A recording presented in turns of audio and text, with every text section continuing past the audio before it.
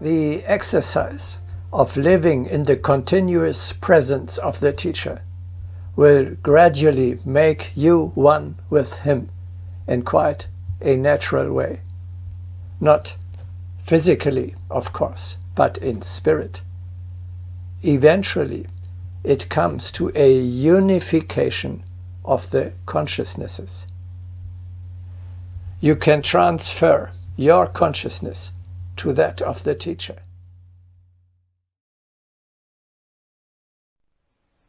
You know how the voice of the teacher is transmitted, but there can be a coming together in consciousness, not using words, but transporting one's consciousness instantaneously into the consciousness of the teacher.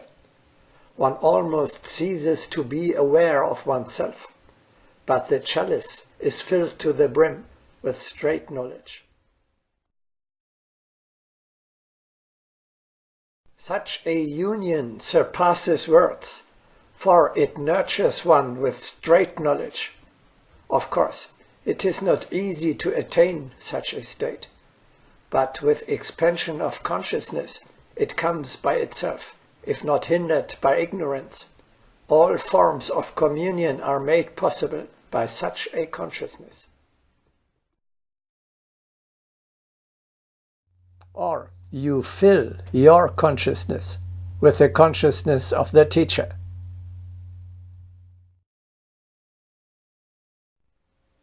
It was never said that one should burden the master. On the contrary, it was repeated, be imbued with the master. There is a great difference between timid and inactive imposing a burden and imbuing the entire being with the consciousness of the master.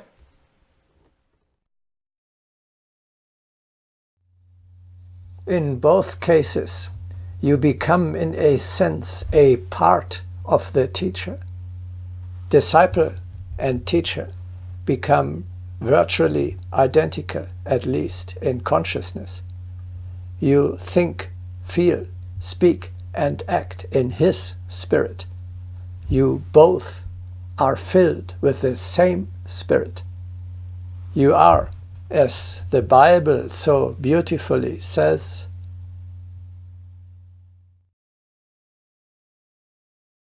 of one heart and of one soul.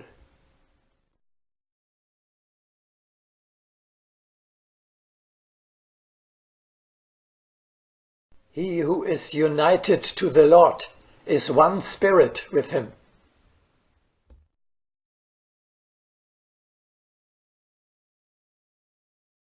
How can I achieve such a union? The first step is to work together with the teacher by appearing and acting on earth in accordance with his intentions. Working together on a great project is the best way to get closer to one another.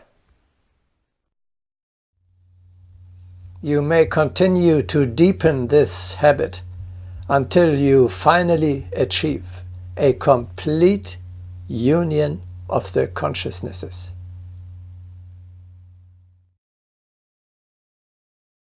If I say, I am always with you, will many people believe it? They would even be afraid to believe in a unified consciousness. For them, each such unification means a violation of their selfhood, and as such is utterly impermissible. They will never appreciate the tenfold increase in energy that arises from the cooperation of consciousnesses.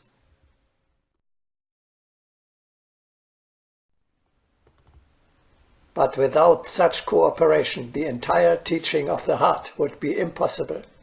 Why give out all these details if a mutual reinforcement cannot take place?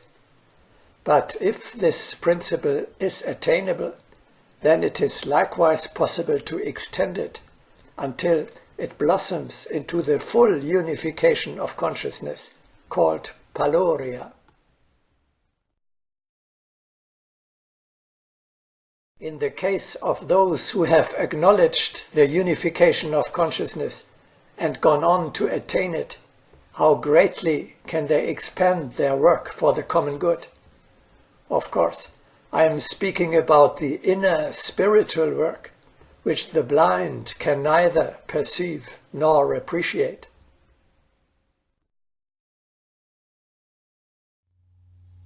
As an almost visible sign of this connection, the silvery thread between disciple and teacher is formed, about which we had already spoken. The most wondrous thread is the silver one, uniting the heart of the hierarch with his disciple. The light of the Spirit is nurtured by this might. Therefore, when we speak of a united aura, we have in mind the actuality of the bond. Thus one can attract the best opportunities. Hence, the sacred union of the hierarch with the disciple is evidenced when the disciple's consciousness is striving toward the consciousness of the hierarch. Thus, a wondrous step is built by a blended heart.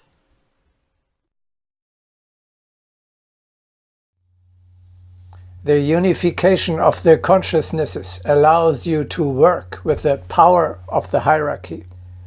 You attain an immense expansion of your possibilities. Your forces are growing. Fear, doubt, and fatigue are dwindling.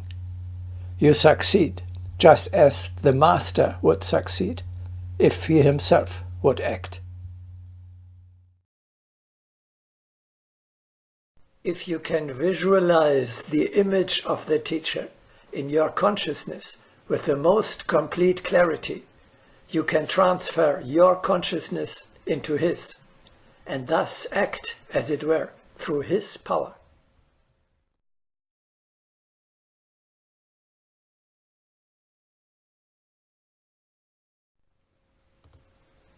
As an invincible sword, the consciousness identified with the Master smites all obstacles. Doubt cannot find shelter where a flaming consciousness is kindled. There will be no fatigue where the inexhaustible source of forces is admitted.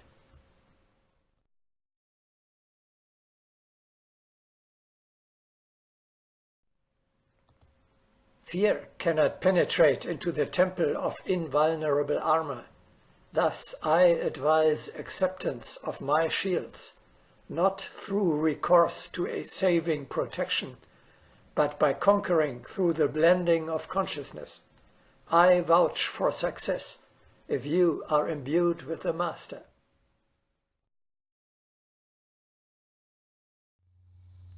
You gain higher knowledge, which would not be accessible to you alone.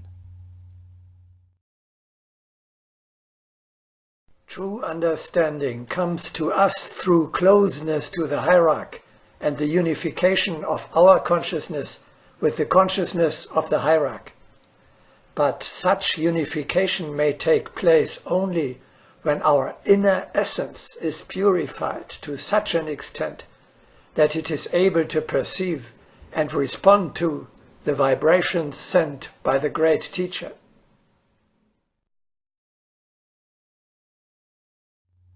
Under the teacher's shield, you are invulnerable. Through the heart, one is able to transmit one's consciousness along the chain of hierarchy, thereby increasing one's strength and making oneself invulnerable.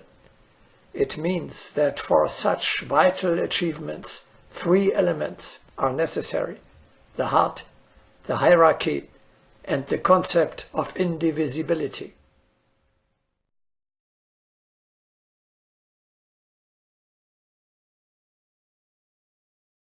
Above all formulas, there exists the power of the Spirit. One has but to unite it through one's heart with the hierarch in order to become invulnerable. Thus one should face each assault courageously, not avoiding even the most terrifying.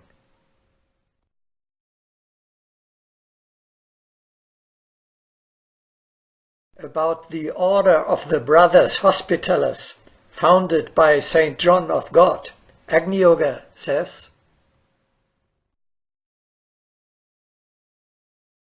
the Brothers of Mercy were able to enter places where the plague was raging without being contaminated, because they had committed their consciousness to Christ irrevocably and indivisibly. Such an exchange of consciousness created flashes of fire with an invincible power to purify.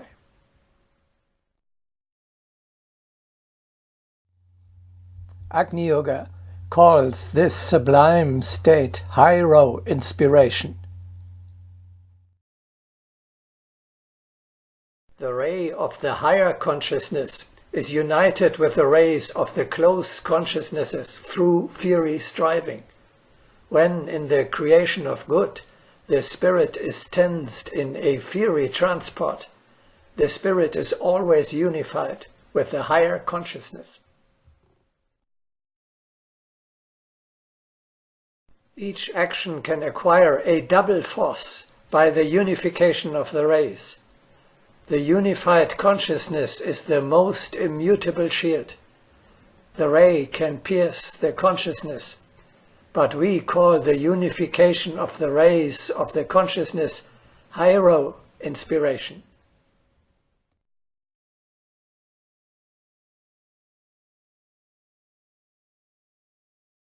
For the quickest self-perfecting and development of spirituality, the most essential is a constant thought about the highest hierarchy. This is the sacred concentration, about which so much is written and which so often is misunderstood. Remembering the luminous image every moment of the day and night, and doing all our work in His name, we are gradually establishing the sacred union, which will finally give us the great power of High-Row inspiration.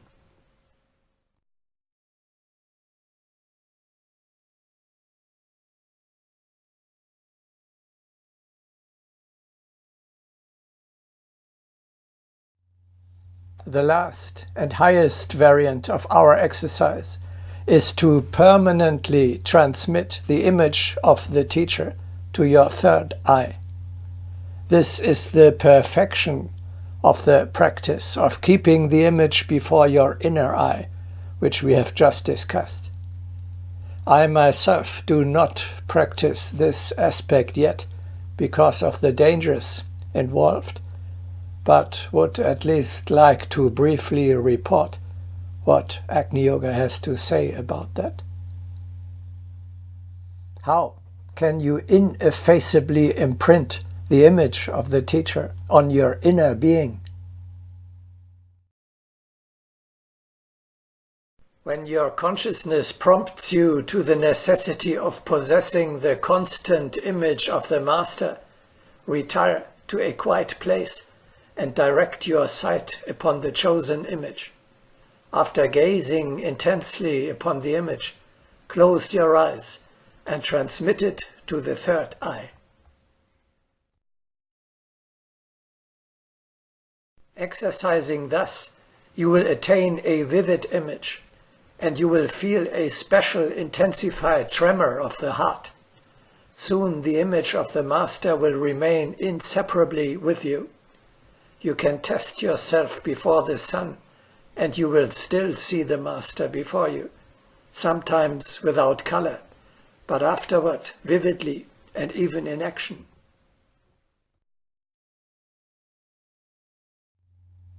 The concentration must be very high in order to allow you to see the picture as clearly as possible. One must visualize the image of the teacher with utmost precision, even to the minutest detail, so that the image may not falter or suffer distortion or change its outline as frequently happens. But if following the exercise of concentration, one succeeds in invoking a constant image of the teacher, through this one may gain the greatest benefit for oneself, for one's nearest ones, and for the work.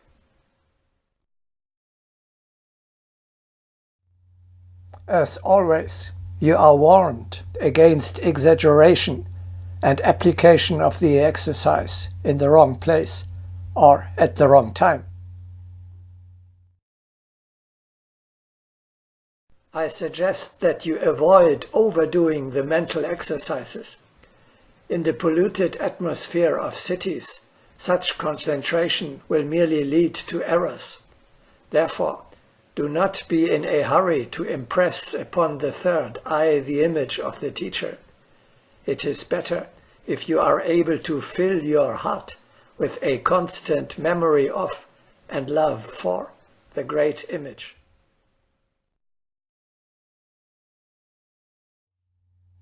You should consider this step very well, because the image remains engraved, even if you should turn away from this teacher later. But remember, one must decide irrevocably, because in case of treason, the constant image will be a constant reproach.